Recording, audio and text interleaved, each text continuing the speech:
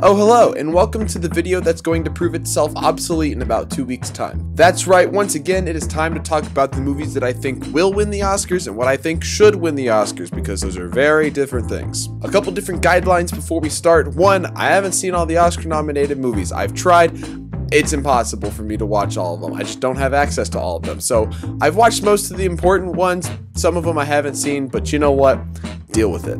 Number two, this is all just opinion, especially the desired stuff. This is just the stuff that I want to win. If you have different stuff, cool. If you have different predictions, cool. This is just what I think. And you know, most of it's probably going to be wrong, but we'll see. Number three, I'm not going to talk about any of the documentary or short film categories because you don't care about them, and so I'm not going to waste your time. And number four, basically how this is going to work, I'm going to give myself one prediction in each category and two desired picks in each category, except for Best Picture, which I give myself one more in each, just because there's more nominees. Hey guys, this is Jake. I'm currently editing the video. I forgot to mention something with the guidelines.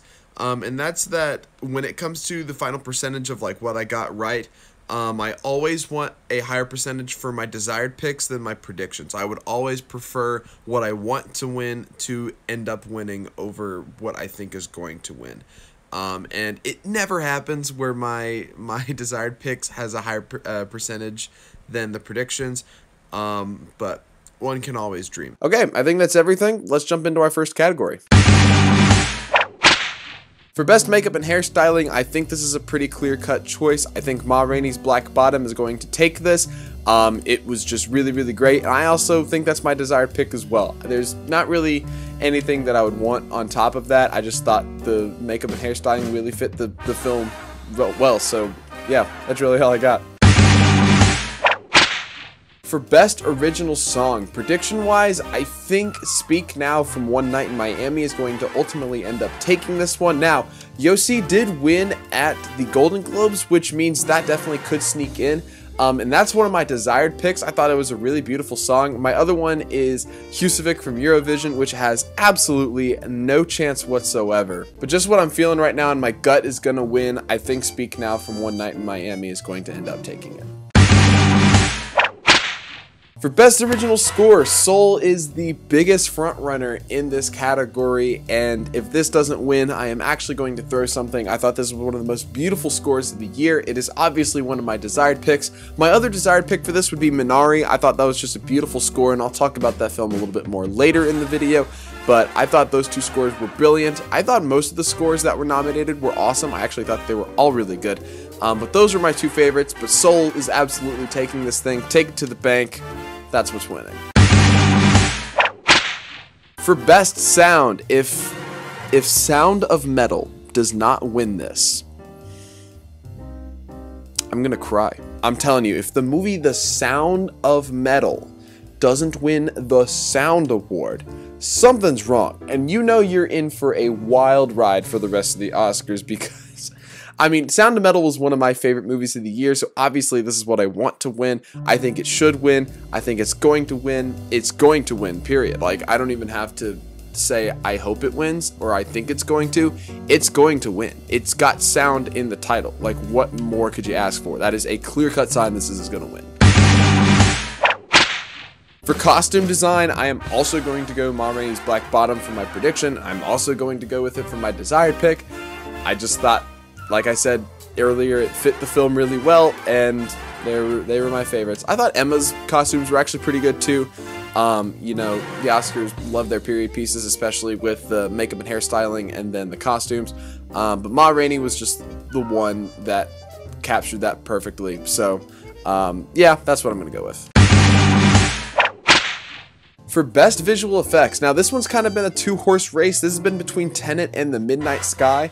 They've both kind of been winning in different places. I think for my prediction, I think Tenet is going to take this one. I mean, The Midnight Sky could end up winning, but I just don't see that happening, honestly. And Tenet is easily my desired pick. I thought it had some of the best visual effects all year. I'm really sad that The Invisible Man didn't get at least a nomination here, because I thought the visual effects were incredible in that film.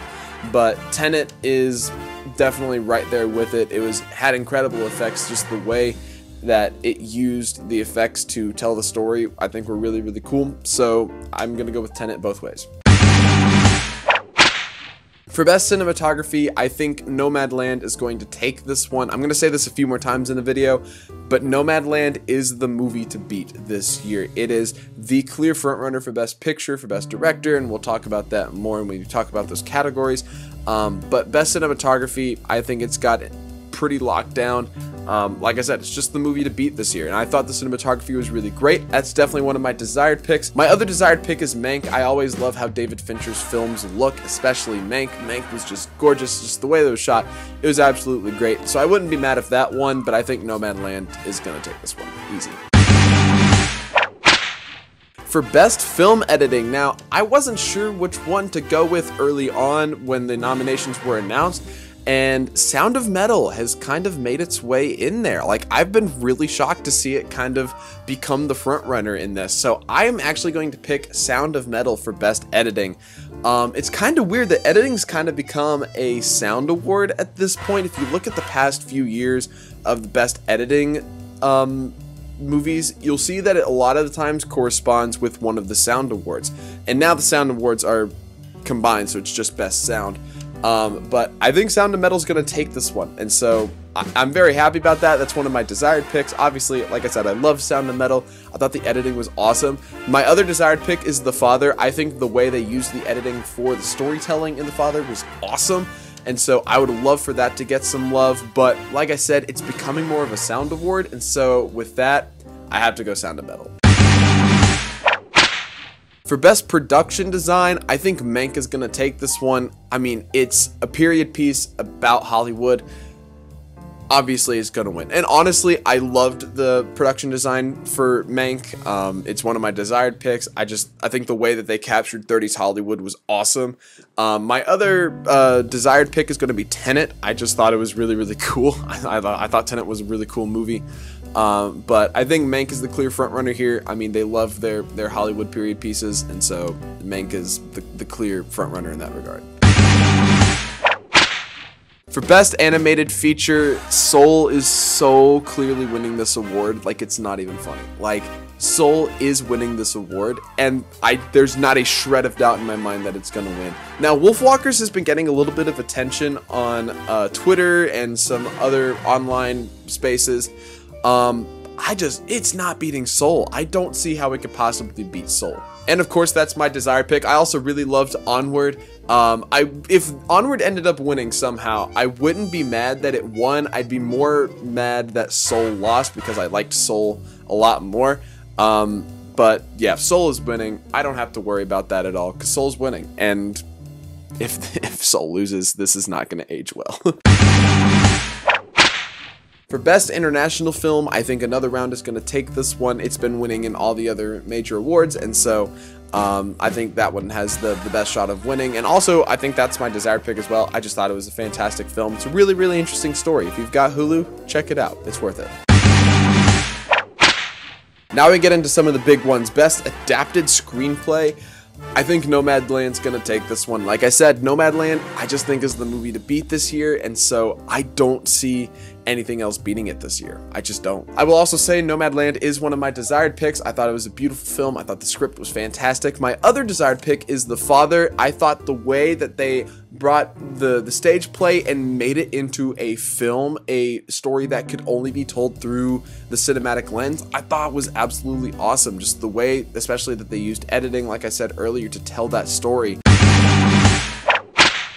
For best original screenplay, if you had asked me a couple weeks ago what I thought was winning, I thought Trial of the Chicago 7 all day. They love Aaron Sorkin. I love Aaron Sorkin. But Promising Young Woman has really sneaked up lately. And I will say, I personally didn't like Promising Young Woman as much. I thought the ending was a little bit messy. And so the fact that this has kind of become the best original screenplay frontrunner makes me a little upset because I didn't like the screenplay near as much as the others, but I think that is the frontrunner, and I think that is what I'm going to predict for this category. My desired picks, Sound of Metal. I absolutely love it. It was one of my favorite movies of the year. I think the way that it just portrayed one of my deepest, darkest fears of going deaf in such a real, honest way was really, really beautiful. And I thought the dialogue that they wrote and just the entire script, the entire story was amazing. And so I would love for this to just somehow come up out of nowhere and win. It would be amazing. But unfortunately, I don't think it has a shot. I think at least Promising Young Woman and Trial of the Chicago 7 have a better shot of winning before Sound of Metal does, which makes me really sad. Best Supporting Actress is our next category, and this was once the most wide open race in the entire Oscars, and now it's almost locked up. I think Yoon Young-jung is going to take this award home. I thought she did a fantastic job. Her performance in Minari was incredible. I loved the role that she plays in that film as the grandmother. She just owns the screen every time she's on it. And she's definitely one of my desired picks to win. My other one is going to be Olivia Colman for The Father. I also just love the role she plays in that film as kind of the solid rock as you're watching Anthony Hopkins play character struggle through dementia. But I think Yoon Young-jung is taking this award, and honestly, I am very happy she is because she was so good in Minari. Best Supporting Actor, this is one of the most locked up races of the entire Oscars. Daniel Kaluuya is taking this award home. He has been winning everywhere else in all of the major award shows. And his performance was incredible. A lot of people just from the trailer were able to tell that he is coming for this award. He has been unstoppable this entire race. Nobody's even come close to having the momentum he has. He is winning this award, and I'm so happy he is because he got nominated a few years ago for Get Out, and I was really wanting him to win. And then Gary Oldman ended up winning for Darkest Hour, and I'm still really mad about that. But yeah, he was fantastic in this film. He so deserves it. He's one of my desired picks. My other one is Paul Rassi for The Sound of Metal. That should not be a surprise at all because I loved that movie. I love the role he played in that film. He was just amazing. But Daniel Kaluuya's got this in the bag, and I'm so happy he does because he was incredible. Best Leading Actress. This has become quite the race. There's like 2 or 3 frontrunners, and nobody really knows who's gonna take this one. For me, it's between Carey Mulligan and Viola Davis for Promising Young Woman and Ma Rainey's Black Bottom, respectively. Frances McDormand may have a shot, but I think for my predictions, who I think is going to win, I think Carey Mulligan is going to end up taking it. They've both been getting a good amount of awards here and there. Frances McDormand's also gotten a couple, but I think Carey Mulligan for Promising Young Woman, just because she drives that movie. Like, everything in that movie revolves around her, and so I think that kind of centered role that she has, I think that's why she's gonna win. And if you look back in all the Best Leading Actor or Best Leading Actress categories, you'll see that a lot of the winners, it was because the movie kind of rested on their shoulders. Not that there were like other really great supporting roles in those movies, but just a lot of them, like, they just had the most present role, like they were the driving force of that movie, and that's what Carey Mulligan is. And so I'm going to go with Carey Mulligan for my prediction. For my 2 desired picks, I'm going to go with the other 2 frontrunners that I said had a shot of winning, Viola Davis and Frances McDormand. Viola Davis, I thought her energy in the film was awesome. She's just so transformative in that movie, and Frances McDormand just brought such a level of humanness to her character.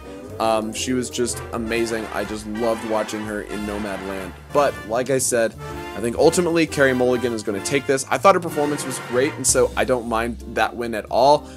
It was more of the script, especially the ending, that I had a problem with that movie, but she was fantastic, and so I don't have a problem with her winning. I just have others that I prefer. For Best Leading Actor, I thought Chadwick Boseman had this one in the bag until recently, and Anthony Hopkins has kind of picked up a little bit of momentum, and so it's a little bit tougher picking this one now. I think I'm still gonna go with Chadwick Boseman just because of the circumstances of surrounding this nomination. I think he 100% deserves this award. I think his role in Ma Rainey's Black Bottom was awesome. Similar to Viola Davis, just the amount of energy that he brought to that film was just amazing. He was electric. He was so much fun to watch in that movie.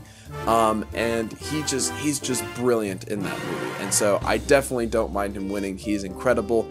And he's he was taken from us too soon, and so this would definitely be a deserving award. Anthony Hopkins is one of my desired picks. I thought his role in The Father was just incredible. He was so good. I think he portrayed dementia really well. And my other one, shocker, Sound of Metal, Riz Ahmed, he was just incredible this year. Not just for bringing to life my deepest, darkest fear in life, but he was just so good. He was just incredible. If you have not watched Sound of Metal, I cannot recommend it enough. It is an amazing movie. For Best Director, this is another pretty locked up race. I think Chloe Zhao is going to win this one for Nomadland, and she deserves it. Her directing was just so good for Nomadland. I just loved that film. I just thought it was beautiful. The tone was just amazing. It was heartfelt, and it was just beautiful. And beautiful is really the best way that I can describe that film. That's really what it was. It was a beautiful human story, and I loved the direction that Chloe Zhao brought. She's also going to be one of my desired picks here. My other one is Lee Isaac Chung for Minari.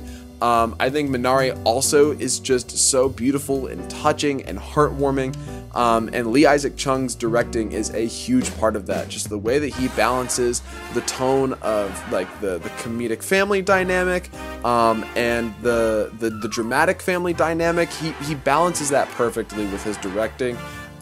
It's just truly one of the most touching films among the movies nominated for Oscars this year. I think everybody can watch it and love it, and so that's another one that is a huge recommend for me. Minari is just absolutely incredible.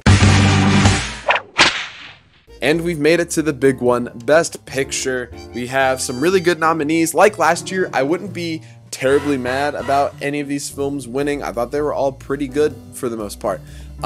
Like I said, I think Nomadland is the movie to beat this year. It is just the clear front runner in a lot of those major categories, Best Picture included, and so that is going to be my first prediction. My second one is Minari. I thought it was a beautiful film. I think it spoke to everybody on some level that saw it. And so I think it definitely has a shot at winning Best Picture. It's definitely climbing up in the betting odds of what's going to win.